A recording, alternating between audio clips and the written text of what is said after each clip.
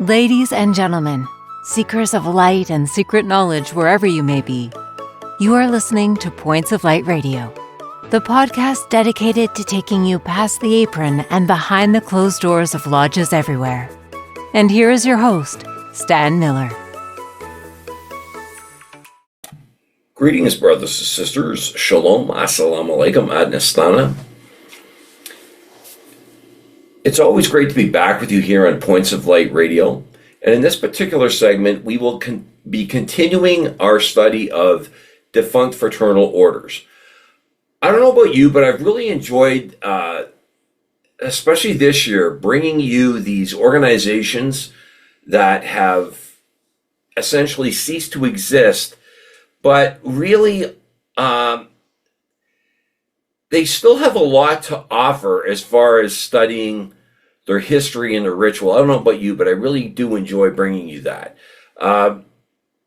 This particular segment will be investigating the Knights of the Mystic Chain. Now, the Ancient Order of the Knights of the Mystic Chain were a secret society founded by a group of Freemasons in 1871. Right? There again, founded by Masons, right?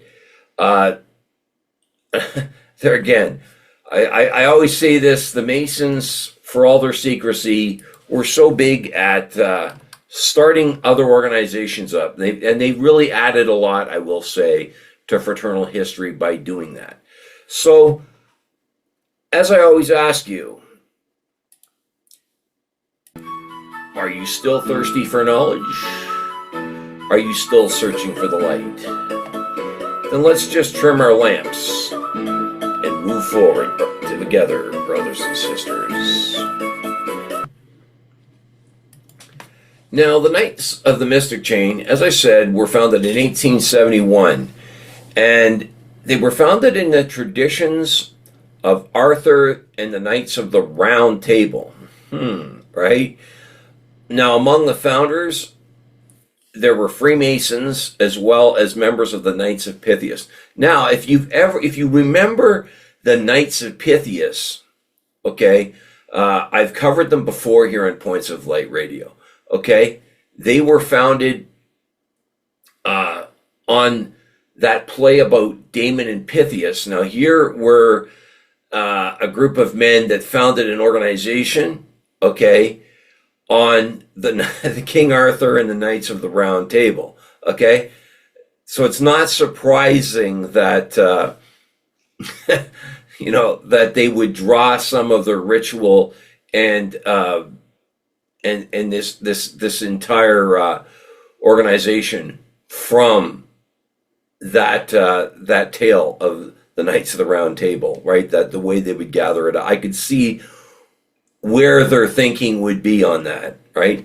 Now, some of the characteristics of this order can definitely be traced to these two groups, but the Knights were organized on three levels.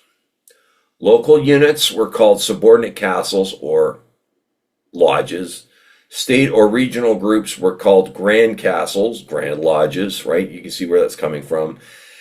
And the highest authority was called the Supreme Castle.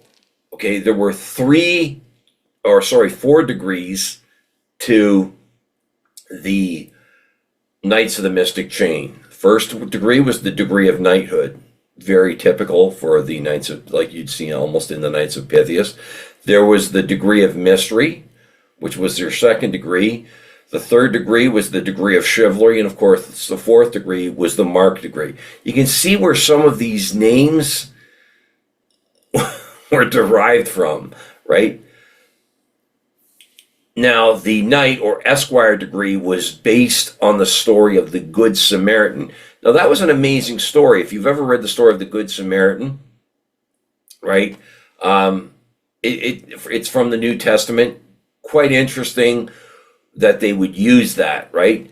The mystery or blue degree was based on the Arthurian legend, King Arthur, in other words, who, according to legends, was the King of Britain. He is a folk hero and central figure in the medieval literary tradition known as the Matter of Britain. Does any of this sound familiar? Like I keep saying, getting rituals from plays, right? Chivalry, also known as the Red or Round Table degree, emphasized the certainty of death. Okay? There again, where are they getting this from? Right? Right. The Mark degree was open only to past officers of subordinate councils and a supreme degree conferred by the Supreme Castle. There was also a female auxiliary that was established in 1890 called the Daughters of Ruth, also known as the degree of Naomi. There males who were members of the local castles were also admitted into the Daughters of Ruth, apparently. And the Daughters of Ruth were originally under the direction of the Supreme Castle of the Knights of the Mystic Chain.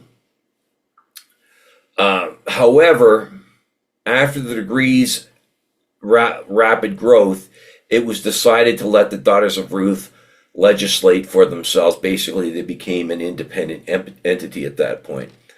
Now, local castles of the Daughters of Ruth were called assemblies. And in 1899, there were 3,500 members of the Daughters of Ruth. The organization was present in New York, New Jersey, New Hampshire, Rhode Island, Delaware, Pennsylvania, Ohio, Virginia, and West Virginia. In 1889, the Knights of the Mystic Chain started to work in insurance. However, it never grew any larger, and at its peak, it only had around 40,000 members. Still, a fair-sized organization, right? Given, in less than 20 years, right? It still became a fair-sized organization. The dates are foggy, but the Knights of the Mystic Chain disappeared within the first half of the 20th century. So, how do you feel about the Knights of the Mystic Chain, brothers and sisters? Some interesting things that I wouldn't say interesting things that I took away from this, but some observations, shall we say, that I take away from the research I did on the Knights of the Mystic Chain. Founded in 1871. It didn't come in late, but it definitely came into a very crowded field.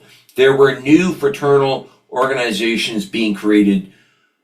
From what I've researched and what probably if you followed these historical segments from the research there, you can see that almost every year there were multiple new fraternal orders being created. And right, so you can almost see where the field got crowded, right? And there was really nothing remarkable. You've heard me say in other segments that this is an organization that was ahead of its time. There was nothing really, as I mentioned earlier, remarkable about the Knights of the Mystic Chain. There really wasn't. Okay? Let's be honest. At a certain point, with so many fraternal organizations being created between 1860 and, shall we say, almost 1895, if you were looking to join a fraternal, one of these fraternal orders, essentially it was like eeny, meeny, miny, mo. I mean, there were so many to choose from. What were you supposed to do? And put it this way, it was, shall we say, a shopper's paradise that way, because you could basically pick and choose between which ones you wanted to join, and guarantee you, even if a few turned you away, there was always another one that was going to take you. Let's be honest, right? These organizations starting out needed members. So, right? And it even happens today in fraternal orders where they need members, and you will see them accept people that shall we say, wouldn't necessarily, you've seen me cover the ideal candidate, that weren't necessarily that ideal candidate. But, well, we need, remember, we got to be careful for that. And quite possibly, that's something that we'll cover in a future segment of Points of Light Radio, right? Right. But and the other thing I maybe I've hit on here is, how do we make our organization, and we have covered this to some degree, but how do we keep it unique? How do we make it stand out for potential members, right? But,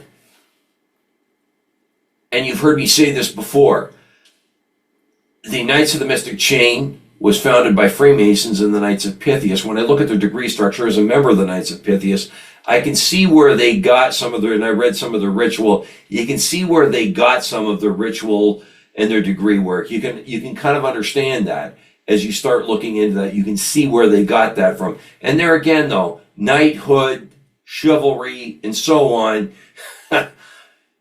When you've been around fraternalism long enough, or you've been in a number of these organizations, you see where, for some reason, they do like that militaristic, and what is, there again, possibly a future segment of Points of Light Radio, especially these esoteric ones, do like that militaristic, that knight in shining armor, shall we say, type of representation in the degree and ritual work, right? It's also interesting, though, I think the one thing I gathered from this was the Daughters of Ruth seem to have much more success than the Knights of the Mystic Chain. In less than 20 years, they had 40,000 members in the Daughters of Ruth. That's interesting. Now, I do understand that there is an organization called the Daughters of Ruth that's still around in fraternalism. I definitely have to get in touch with them. But, you see some of these things repeated. You've heard me say this before. They're really not supposed to. We have our grips, our passwords, and our rituals. Part of it is in order to maintain the secret. But as I keep saying, members of these fraternal organizations were the biggest perpetrators of imitation. Here again, you saw it with the Knights of the Mystic Chain. I hope you enjoyed this segment as much as I enjoyed bringing to you. I hope you enjoyed. Let me know which organization you would like me to cover. If you know of any defunct fraternal orders, please bring them forward. I'd love to hear from you. And some of the ones that I've mentioned over the course of studying these historical segments, I'd love you to reach out to me if you're interested even in, shall we say, resurrecting some of these ancient fraternal organizations, right? And I'll leave it there. Before I go, I want to remind you, as always, that this podcast is available on both YouTube and Spreaker. Please share, like, and subscribe when viewing Points of Light Radio on YouTube. I also welcome your comments and input. And on this segment, I'm going to bring your attention to my PayPal link. You can go and you can hit on that, make a voluntary donation to this podcast, and we'll use the funds raised there to move the podcast forward. You can follow Points of Light Radio on my Facebook page at facebook.com/Points of Light Radio. My Twitter handle is at PO Light Radio. You can see the link to my Spotify channel as well as my Points of Light Radio store. Brothers and sisters, it's been a pleasure bringing you this podcast. Until we meet again, just step in and continue to walk in that beautiful fraternal light.